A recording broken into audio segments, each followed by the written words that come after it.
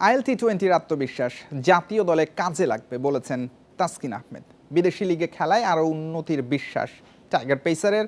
আইপিএলে মুস্তাফিজের দাম 18 কোটি হলেও অবাক হতেন না বলেছেন তাসকিন। বিশ্বকাপের আগে বিপিএলে ফর্মে থাকার প্রত্যয় ঢাকা ক্যাপিটালস তারকার। ঢাকা ক্যাপিটালসের বড় তারকা হাজির। সিলেটে কুয়াশায় আচ্ছন্ন অনুশীলনে তাসকিন আলো ছড়ালেন। তারকাহীন বিপিএলে টাইগার পেসারই তো মহাতারকা। আইএল টি20-তে 6 ম্যাচে নিয়েছেন 9 উইকেট। বাইরের দেশে গেলে কিন্তু একটা প্রেশার থাকে আপনি অ্যাজ এ ফরেন প্লেয়ার হিসেবে যখন খেলতে নামেন, কারণ ওইখানে এমন না যে আপনি খারাপ করলে আপনাকে খেলাবে, 2-1টা ম্যাচ খারাপ হইলেই হয়তো বসায় দেওয়া হয় বা, কিন্তু ওভারঅলই আমি মনে করি যে এরকম লিগ আমরা খেলতে পারলে আমাদের ইমপ্রুভ হবে আরও বেশি ইনশাআল্লাহ। রিশাদ বিগ ব্যাশে 5 ম্যাচে নিয়েছেন 8 উইকেট। গুগলি আগের থেকে অনেক ভালো করছেন। নজরে পড়েছে তাসকিনের। আইপিএলে মুস্তাফিজের ইতিহাস গড়াতেও অবাক হননি টাইগার পেসার। ফিজ মাশাআল্লাহ ওয়ার্ল্ড ক্রিকেটে অনেক প্রুভেন একজন প্লেয়ার। ও যদি 9 কোটির জায়গায় 18 কোটিও পাইতো এটা অবাক হওয়ার কিছু হইতো না, কারণ ও ডিজার্ভিং একটা প্লেয়ার। ও মাশাআল্লাহ। দুবাইয়ে সাকিবের সাথে দেখা হয়েছে একাধিকবার। কথা হয়েছে শুধুই ক্রিকেট নিয়ে। ফিটনেসের চেয়ে সাকিবের অভিজ্ঞতাকে এখনও বড় করে দেখছেন তাসকিন। সাকিব ভাইয়ের এখন ফিটনেস আর থেকেও বড় জিনিস গেম অ্যাওয়ারনেসটা, যেটা অনেক ইম্প্যাক্ট পড়ে যে কোনো টিমের জন্য। অনেক এক্সপিরিয়েন্স, হ্যাঁ, 400-র উপরে টি20 ম্যাচ খেলা একজন প্লেয়ার। তো এটা আসলে যে কোনো টিমের জন্যই এটা পজিটিভ সাইড। প্রিয় কোচ মাহবুব জাকির চলে যাওয়া মানতে পারছেন না তাসকিন। ক্রিকেটের জন্য বড় ক্ষতি মনে করেন। জাকির স্যার সেই আন্ডার-15 থেকে আমার অনেক পছন্দের একজন কোচ, এবং শুধু আমার না, অনেক আমাদের লোকাল যতই ফাস্ট বোলাররা আছে সবাই আসলে খুবই পছন্দ করতেন, এবং স্যার ভালো মানুষ ছিলেন। আল্লাহ বেহেশতে নসিব করুক। একদিনের অনুশীলনে ঢাকা ক্যাপিটালসের সাথে মানিয়ে নেওয়ার চেষ্টা করেছেন। বড় ম্যাচ রংপুরের বিপক্ষে শুরুর মোমেন্টাম পেতে চান speed star. Mazharul Islam, independent news, Sylhet.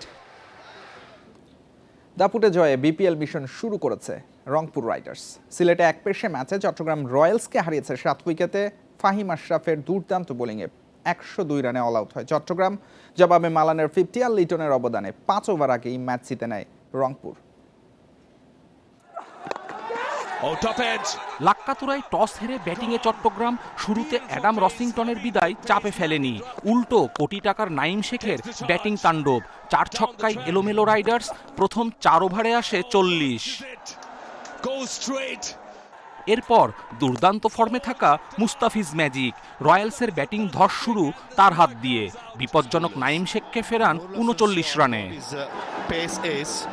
আসা যাওয়ার মিছিলে একে একে মাহমুদুল জয়, মাহফিজুল রাব্বি, মাসুদ গুরবাজ, শেখ মাহেদিরা সবাই আউট এক অঙ্কে। গেল ম্যাচে 80 রান করা মির্জা বেগের বিদায়ে 100-র নিচে অল আউটের শঙ্কা। শেষ দিকে ফাহিম আশরাফের আগুন বোলিং। টেনে টুনে স্কোরবোর্ডে 102 রান রয়্যালসের। এবারের বিপিএলে প্রথম 5 উইকেট পাকিস্তানি পেসারের। মুস্তাফিজের জোড়া শিকার। পিচের আচরণ কন্ডিশন বুঝে বোলিং করেছি। আজকের আবহাওয়া মেঘলা ছিল, যা উইকেট পেতে সাহায্য করেছে। লোকাল ক্রিকেটারদের কাছে উইকেটের ধারণাগুলো সত্যি কাজে লাগে। ছোট লক্ষ্যে এক পেশে ম্যাচের আভাস মিলছিল। বাংলাদেশে ফিরেই লিটনের সঙ্গে ওপেনিংয়ে ইংলিশ রিক্রুট দাউদ মালান। দুজনের সাবলীল ব্যাটিং। এক মুহূর্ত চাপে পড়েনি রংপুর। 47 করে আউট হওয়া লিটন ও 1 রানে হৃদয়কে ফেরান মুকিদুল মুগ্ধ। 50 তুললেও ম্যাচ শেষ করতে না পারার আক্ষেপ মালানের। শেষের দিকের এই 3 উইকেট শুধুই সান্ত্বনার চট্টগ্রামের জন্য। বড় জয় দিয়ে আসর শুরু অন্যতম ফেভারিট রংপুর রাইডার্সের। মঙ্গলবার দ্বিতীয় ম্যাচে তাদের প্রতিপক্ষ ঢাকা ক্যাপিটালস। কপিল পাল, ইন্ডিপেন্ডেন্ট নিউজ। বিপিএলে হারের বৃত্তে নোয়াখালী এক্সপ্রেস। লো স্কোরিং ম্যাচে রাজশাহী ওয়ারিয়র্সের কাছে 6 উইকেটে হার। 125 রানের টার্গেট 13 বল আগেই টপকে যায় রাজশাহী। এদিনও নোয়াখালীর উদ্বোধনী জুটি জমেনি। দ্বিতীয় ওভারে ফেরেন হাবিবুর সোহান। এরপর সাব্বির হোসেনও 1 অঙ্কে আউট। সাদাকাত 25 আর অঙ্কনের ব্যাটে আসে 22 রান। জাকের 6 রানে ফিরলে চাপ বাড়ে। শেষ দিকে কেউই অবদান রাখতে পারেননি। হায়দারের 33 রানই সর্বোচ্চ। রিপন মণ্ডল নিয়েছেন 4 উইকেট। জবাবে সাহিবজাদা ফারহান ফেরেন দ্বিতীয় বলে। ধাক্কা সামলে জুটি গড়েন তানজিদ ও শান্ত। পাওয়ার প্লেতে আসে 54 রান। তানজিদ 29 আর শান্ত করেন 24। এরপর ধৈর্য রেখে ম্যাচ শেষ করেন মুশফিকুর রহিম ও ইয়াসির রাব্বি। মুশফিক 28 আর ইয়াসির অপরাজিত থাকেন 23 রানে।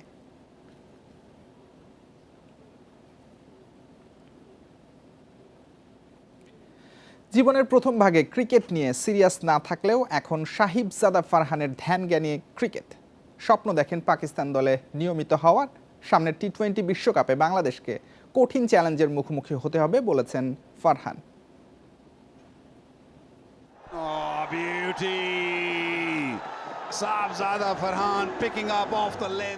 ক্রিকেট নিয়ে কখনোই সিরিয়াস ছিলেন না। ক্রিকেটার হতেই হবে সেই চাপও ছিল না ফারহানের উপর। স্কুল ক্রিকেট অথবা বয়সভিত্তিক খেলেননি, তবে ঘরোয়াতে নিয়মিত রান করে 18 সালে জাতীয় দলে সুযোগ পেয়েছিলেন। 3 ম্যাচ খেলে আবার বাদ পড়েন।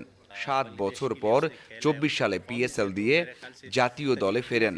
এখন তাকে নিয়েই পরিকল্পনা পাকিস্তানের। আমি দেরিতে খেলা শুরু করেছি।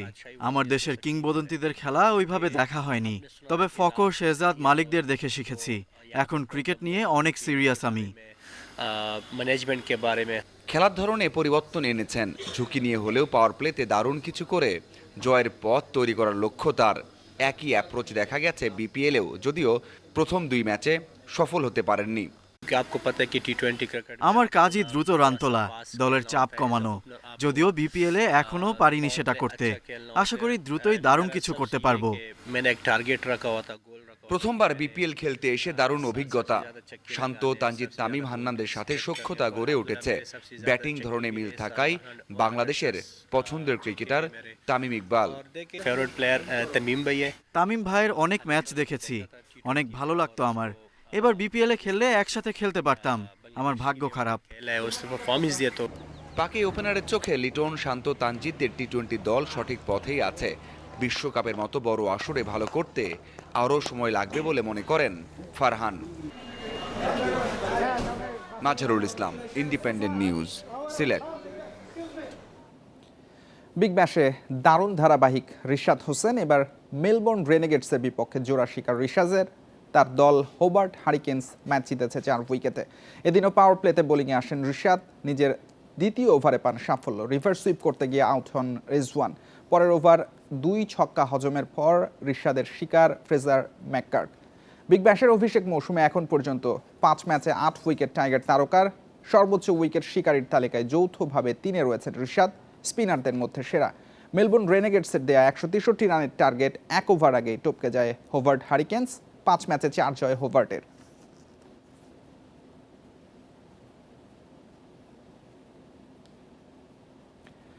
কমলাপুর স্টেডিয়ামে শুরু হয়েছে নারী ফুটবল লিগ। ফিফার অর্থায়নে টানা 2 বছর এই সুবিধা পাবে বাফুফে। এশিয়ান কাপের জন্যই এবার 1 মাসের মধ্যে লিগ শেষ করা হচ্ছে বলে জানিয়েছেন নারী উইংয়ের চেয়ারম্যান। সব দলের জন্যই থাকছে প্রাইজ মানি। প্রায় 1.5 বছর পর নারী ফুটবল লিগ, অথচ দায়সারা আয়োজন ঠাসাসূচি। কমলাপুর স্টেডিয়ামে 33 দিনে হবে 55 ম্যাচ।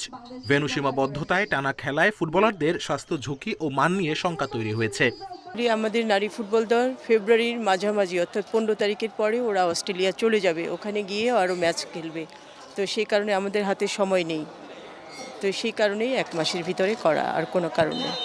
ফিফার ডেভেলপমেন্ট প্রজেক্টের অধীনে 2 বছরের জন্য অর্থ সহায়তা পাচ্ছে বাফুফে, যে কারণে নারী লিগ নিয়ে ভবিষ্যতে আর কোনো জটিলতা তৈরি হবে না বলছে ফেডারেশন।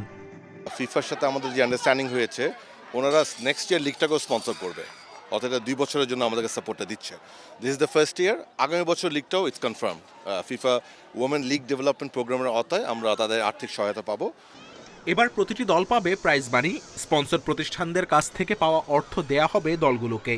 চ্যাম্পিয়ন টিম 4 লক্ষ টাকা পাবে, রানার্স আপ টিম পাবে 2.5 লক্ষ টাকা, তারপরে 3rd, 4th, 5th, 6th, 7th, 8th, 9th, 10 মানে 25,000 টাকা কম করে পাবে, এবং লাস্ট যেটা মানে 11th যিনি থাকবে তিনি 1 লক্ষ টাকা পাবে। উদ্বোধনী ম্যাচে বাংলাদেশ পুলিশকে 2-0 গোলে হারিয়েছে বাংলাদেশ সেনাবাহিনী। জোড়া গোল তনিমা বিশ্বাসের। Kamrul Hasnat, independent news, Dhaka. বিসিবির সঙ্গে দ্বন্দ্বে প্রথম বিভাগের 8 ক্লাব লিগ বয়কট করেছে। ওই ক্লাবগুলো আর বিপিএল নিলামে দল না পাওয়া ক্রিকেটারদের নিয়ে নতুন টুর্নামেন্ট করার ঘোষণা বিসিবির, যার নাম সোনার বাংলা পাথওয়ে। সংবাদ বিজ্ঞপ্তিতে জানানো হয়েছে জানুয়ারির প্রথম সপ্তাহে 6 থেকে 8টি দল নিয়ে শুরু হতে যাওয়া টুর্নামেন্টের ম্যাচ হবে বগুড়া ও রাজশাহীতে। দল গঠন করবেন জাতীয় নির্বাচকরা। টুর্নামেন্টে খেলা ক্রিকেটারদের পারিশ্রমিকও দেবে বোর্ড। তবে বিসিবির এই সিদ্ধান্তে সন্তুষ্ট হতে পারছে না ক্রিকেটারদের সংগঠন কোয়াব। মঙ্গলবার বিসিবির সামনে মানববন্ধনের ডাক দিয়েছে তারা। বঞ্চিত ক্রিকেটারদের জন্য প্রয়োজনে কঠোর কর্মসূচির হুঁশিয়ারি কোয়াবের সভাপতি মোহাম্মদ মিঠুনের।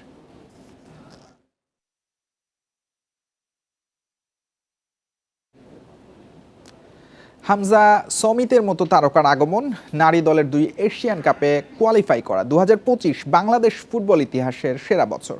দেশের জনপ্রিয় খেলাটি তার হারানো জৌলুস ফিরে পেয়েছে এই বছরে। তবে নারী ফুটবলে বিদ্রোহ তৈরি করেছিল সংকট, আর তৃণমূল ফুটবলে গতি আনা যায়নি এখনো। 2025 দেশের ফুটবলের জন্য স্মরণীয়। ঝিমিয়ে পড়া ফুটবল জেগে উঠেছে হামজা সমিতদের আগমনে। জাতীয় দলের ম্যাচগুলোতে ছিল নজিরবিহীন উন্মাদনা। সংস্কারের পর নতুন রূপে যাত্রা শুরু জাতীয় স্টেডিয়ামের। সব মিলিয়ে বছর জুড়ে ক্রীড়াঙ্গনে ফুটবল ছিল আলোচনার কেন্দ্রে। ঘুরে দাঁড়ানোর মূল কাণ্ডারি হামজা চৌধুরী। লাল সবুজ জার্সিতে প্রতি ম্যাচেই রেখেছেন ইম্প্যাক্ট। দুর্দান্ত সব গোল করে বছর জুড়ে সমর্থকদের আনন্দে মাতিয়েছেন। হামজার পথ ধরে প্রবাসী ফুটবলারদের আগমনে বিপ্লব ঘটেছে।